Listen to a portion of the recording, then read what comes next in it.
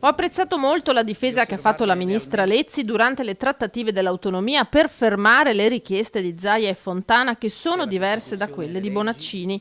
Parole del nuovo ministro per il Sud, Giuseppe Provenzano, che non sono di certo sfuggite al governatore del Veneto, Luca Zaia, che lunedì incontrerà a Venezia il referente degli affari regionali Francesco Boccia proprio per affrontare il nodo autonomia. Il ministro del Sud, il ministro dell'autonomia, sarà il ministro dell'economia, non so, parla di tutto. Però al di là di questo, questi sono fatti del governo che non mi interessano. Il ministro Provenzano ha detto delle cose molto interessanti. La prima ha sancito che chi ha bloccato l'autonomia è stato il ministro Lezzi.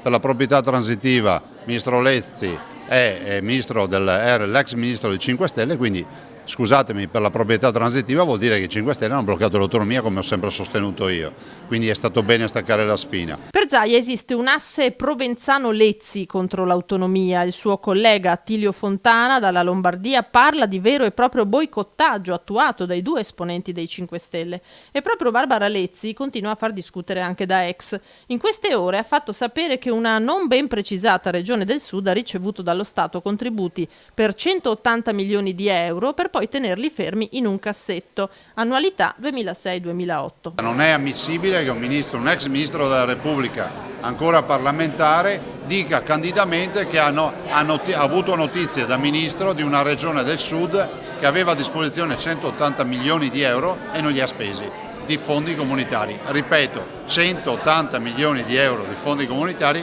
e non sono stati spesi. E addirittura il ministro aggiunge, l'ex ministro Lezzi aggiunge, e so chi è la regione ma non lo dirò mai. Cioè, se siamo arrivati al nascondino, allora vuol dire che l'Italia è veramente la Repubblica delle banane. Poi c'è l'efficientissimo e presentissimo e sempre pronto il ministro Provenzano, che magari ce lo può dire lui visto che è il nuovo ministro del Sud. Sempre oggi il ministro Boccia ha ribadito che l'autonomia è scolpita nella nostra Costituzione e la faremo, tornando a porre l'accento sulla necessità di sussidiarietà.